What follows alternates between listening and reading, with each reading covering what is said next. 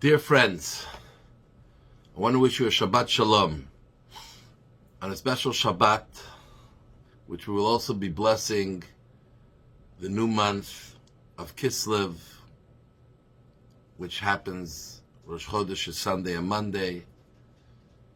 Also a Shabbat in which over 5,000 shluchim, emissaries of the Rebbe, people who have joined the Rebbe's army, them, their wives, their families, to bring Yiddishkeit to every corner of the world, to ensure that no Jew remains alone and without a place to call home, a place to experience their Judaism fully and completely. And this Shabbat is going to be the gathering of all the shluchim for the international conference. Every Jew will be represented. Every community, every city, every country will be represented. And we will come together to share with each other our successes, challenges, but most importantly, we come together with a great positive belief that it will only become stronger, that every one of us in our communities and our activities are going to grow.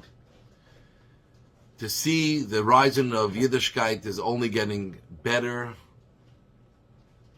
and more available for every Jew. The opportunities for Jews to engage more in their own heritage is only getting more and deeper, and really it will represent the unity of the Jewish people and a great future ahead, God willing, very soon, the coming of Mashiach. And though this week the Jewish world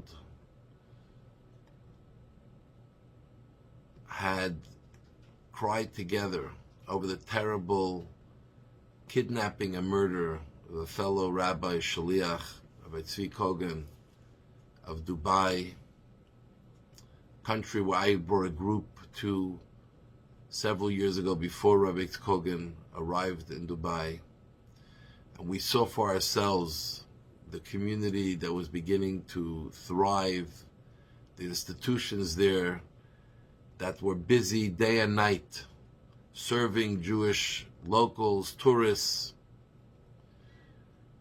the respect that the general population has for the Jewish people.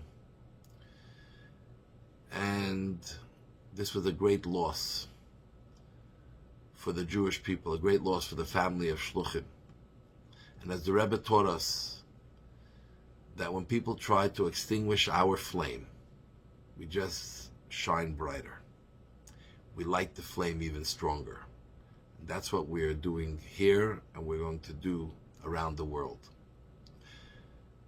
And very fascinating, in this week's Torah portion, Toldot, Yitzchak wants to bless his older son Esav, who really wasn't worthy, but to a mixture of facts. Number one, that Yitzchak was blind, so he didn't see how Esav just used to try to fool him, was an imposter, coming off as someone very religious and dedicated to Judaism, while he lived a free life doing whatever he wanted, while Jacob was the very serious, devoted student of Judaism.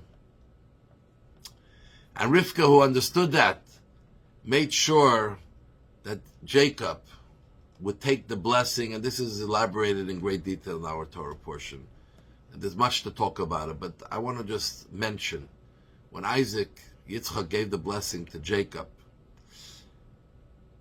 he pronounced before then, which shows that he knew what was going on, and he said, something is unusual. Esav comes in, he's rough, doesn't talk about God. Somehow I hear, thank God, please. And he comes closer and he kisses him. And he says, Rei reach b'ni, the fragrance that you give off is kireach hasada. It's like the fragrance of a field asher berachoi Hashem, that God had blessed. And Rashi, the foremost commentator on the Torah, tells us that he smelled Gan Eden, he smelled the Garden of Eden. He said, I'm talking to a physical human being.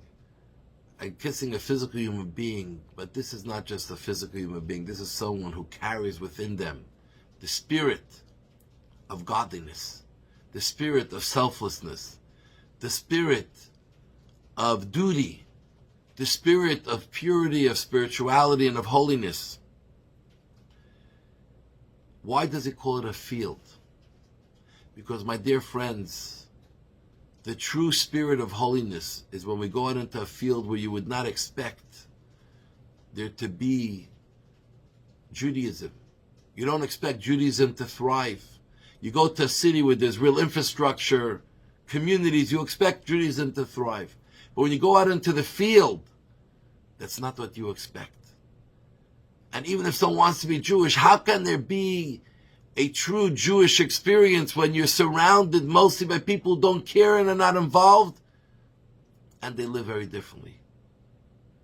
But here, Isaac is telling us that when you go out in the field and you commit yourself to live the way Hashem wants, you transform that field, that field becomes even holier and purer than the civilization of a